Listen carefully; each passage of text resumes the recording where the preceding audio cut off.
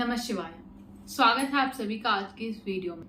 ये वीडियो बहुत ही इंपॉर्टेंट होने वाली है, स्पेशली उन लोगों के लिए जो अपनी लाइफ को चेंज करना चाहते हैं पर उनके पास कुछ बड़ा बड़ा करने का या बहुत टाइम स्पेंड करने का टाइम ही नहीं है, उनकी रूटीन ही इतनी बिजी है। तो ऐसे लोग इस वीडियो को ध्यान से सुने और अपनी लाइफ में सिर्फ और सिर्फ ये 7 छोटी छोटी हैबिट्स को अपनी लाइफ में इंट्रोड्यूस करें और फिर देखें कि आपकी लाइफ कैसे चेंज होगी। वैसे तो आपको हमेशा से यही लगता होगा कि बड़े बड़े चेंजेस करने से ही हमारी लाइफ में कुछ फर्क पड़ेगा, बट ये चेंजेस ऐसे हैं जिन्हें आप जब शुरू करेंगे तो आपकी लाइफ धीरे धीरे करके बहुत ही ब्यूटीफुली चेंज होने लगेगी। तो सबसे पहला चेंज है जो शायद आपने कभी सोचा ही नहीं होगा कि ये एक हैबिट में भी आ सकता है।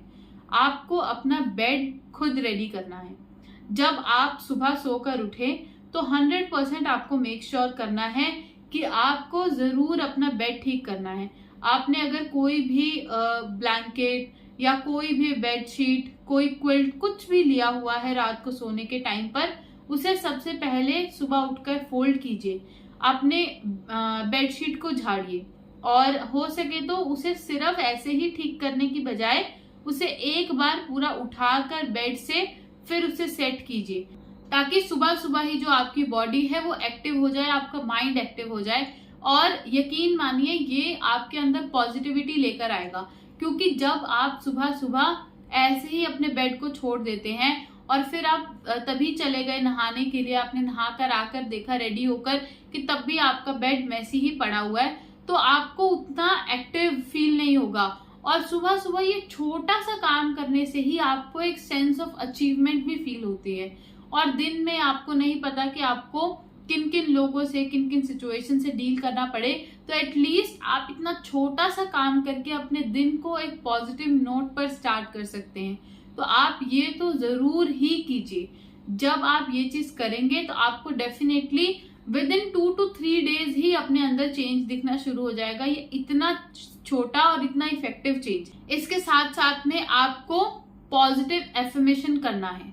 रोज सुबह अगर आपके पास बहुत ज्यादा टाइम नहीं भी है तो आप एफर्मेशन कीजिए, और ये एफर्मेशन आप सुबह या रात किसी भी टाइम पर रिपीट कर सकते हैं, पर मैं तो आपको सजेस्ट करूंगी कि आपको मॉर्निंग इवनिंग दोनों टाइम पर ही इसको रिपीट करना चाहिए। आप हर रोज सिर्फ और सिर्फ 2 सेंटेंस रिपीट कीजिए। ये आप वॉशरूम में बैठकर भी रिपीट कर सकते हैं, नहाते हुए भी बोल सकते हैं, आप ट्रैवल कर रहे हैं कहीं पर तब भी आप अपने मन में बोल सकते हैं। सबसे पहले आपको रिपीट करना है आई एम द बेस्ट। जो भी एफर्मेशन आई एम से स्टार्ट होती है वो वैसे ही आपके अंदर एकदम से कॉन्फिडेंस भर देती है। तो I am the best, I am the best, ये आपको 10 बार रिपीट करना है। उसके बाद आपको सेकेंड एफर्मेशन करनी है I will have the best day, best and positive day in my life, या फिर this will be the positive day of my life. तो ये जो भी एफर्मेशन आपको ज्यादा सुटेबल लगे बोलने में, वो आपको डेली 10 बार रिपीट करनी है।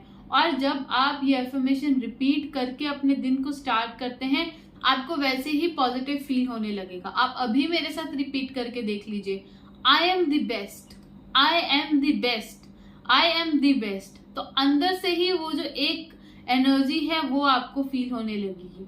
तो अगर आप भी उस एनर्जी को फील करना चाहते हैं तो एफर्मेशंस को जरूर से जरूर आप रिपीट कीजिए। Then comes counting your step. आपको अपने स्टेप्स को काउंट करना है। अभी तो बहुत से लोग स्मार्ट वॉच का यूज करते हैं स्टेप्स को काउंट करने के लिए, फोन में भी कुछ डिवाइसेस आ गए हैं और भी तरह तरह की टेक्नोलॉजी है। बट यहाँ पर मैं स्पेसिफिकली जो काउंटिंग की बात कर रही हूँ वो आपको मैनुअली काउंट करना है। पूरा दिन नहीं कर रहे, इट्स परफेक्टली फाइन, बट दिन में कम से कम 2 से 3 बार तो जरूर ट्राई कीजिए। जैसे कि आप अपने घर से, अपने बेडरूम से निकलकर अपनी गाड़ी में बैठने के लिए जा रहे हैं, या आप कहीं पर हैं, वहां से आप कोई भी फर्स्ट व्हीकल लेने वाले हैं, वो कैब हो सकती है, आपकी गाड़ी हो सकती है, कोई भी ऑटो हो सकता है, कुछ भी जो भी आप लेने जा रहे हैं उसमें स्टेप्स को काउंट कीजिए। ये आपके माइंड को एक तरह से रिलैक्स करता है और ये भी एक तरह की मेडिटेशन है, क्योंकि जब आप अपने स्टेप्स को काउंट करने पर अपने माइंड को फोकस करते हैं तो आपका माइंड एक तो इधर उधर भटकेगा नहीं, और उसके साथ साथ में आपको ये चीज भी फील होगी कि आपके माइंड में कोई ज्यादा डिस्ट्रैक्शंस नहीं है। जो आपको पहले फील हो रही थी, इधर उधर आपका माइंड जा रहा था, बहुत सारे थॉट्स आ रहे थे, अब वो थॉट्स आपको नहीं आएंगे, आपका माइंड बहुत ज्यादा काम रहेगा।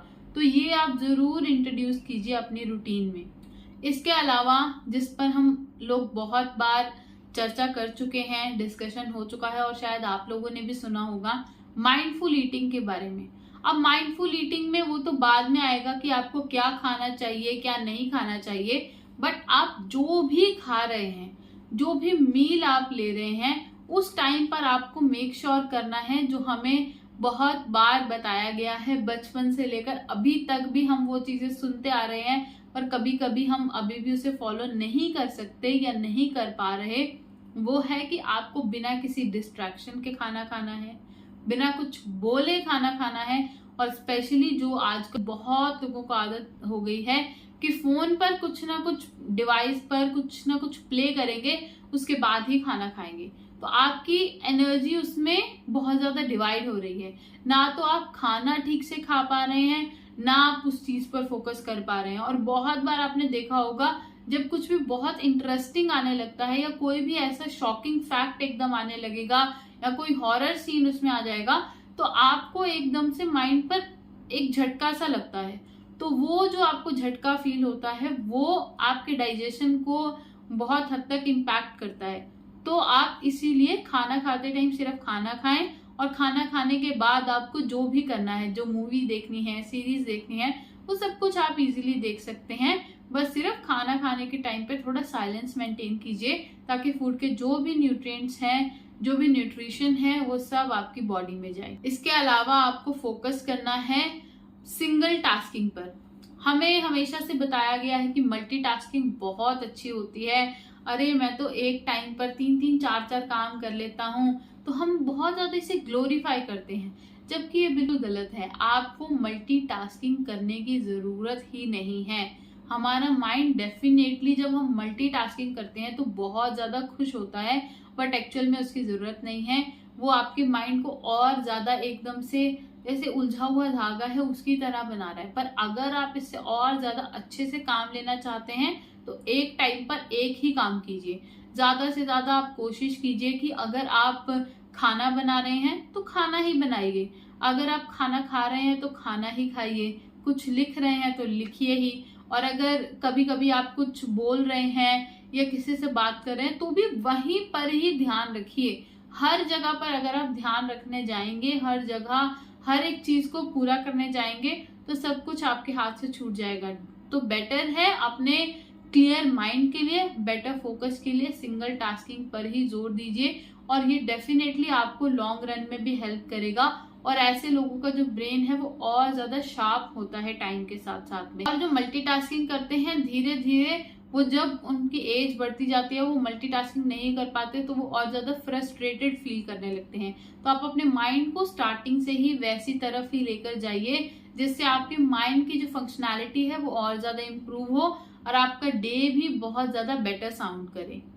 उसके अलावा जो बहुत इम्पोर्टेंट है, जो आजकल लोग बहुत ज्यादा सीरियसली लेने की कोशिश करते हैं पर ना चाहते हुए भी ले नहीं पाते, वो है डिजिटल डिस्कनेक्ट। बार बार बोला गया है कि जो भी आप डिवाइस यूज करते हैं, फोन हो, लैपटॉप हो, कुछ भी हो, ट्राई कीजिए कि कम से कम सोने से 1 घंटा पहले वो सब डिवाइसेस को साइड रख दीजिए, ताकि आपकी स्लीप क्वालिटी इंप्रूव हो सके। जबकि लोगों को लगता है कि वो जब तक स्क्रॉल ना कर ले तब तक वो सो नहीं पाएंगे। तो वो जो डिजिटल डिस्कनेक्ट है वो करना बहुत ज्यादा जरूरी है। उस टाइम पर आप अपनी अफर्मेशंस कीजिए, जर्नलिंग कीजिए, अपनी फैमिली वालों से बात कीजिए, मेडिटेशन कीजिए, या फिर कोई भी आपका रिचुअल है डे का वो पूरा कीजिए, रादर देन अपना डिवाइस चलाने के। जब आप डिजिटल डिस्कनेक्ट करना शुरू करेंगे तो आपका माइंड भी धीरे धीरे उस चीज को अडेप्ट करेगा और वो लॉन्ग रन में आपको बहुत ज्यादा बेनिफिट देगी। और अगर आप चाहें तो आप अभी से ही कोशिश कर सकते हैं। अगर आप 1 हफ्ता भी डिजिटल डिस्कनेक्ट को ट्राई करेंगे तो आप में बहुत ज़्यादा इम्प्रूवमेंट आने लगेगी। बट सिर्फ शर्त यह है कि स्टार्टिंग के 2-3 दिन तो लोग जोश में कर लेते हैं, बट 2-3 दिन के बाद वो फिर से उसी हैबिट पे आ जाते हैं और फिर उसे छोड़ना बहुत मुश्किल है। तो आप पहले से ही ऐसा मन बनाकर कीजिए कि आपको इसको स्टॉप करना ही है, रोकना नहीं है। फिर देखिए आपकी लाइफ और आपका डे कैसे चेंज होगा इसके साथ। Then comes the most important part of our day, sleep cycle. Sleep cycle को लेकर लोग इतने ज्यादा परेशान हैं, वो कितनी भी कोशिश कर ले उनकी स्लीप साइकिल इंप्रूव हो ही नहीं पा रही, इतने एफर्ट्स करने के बाद भी।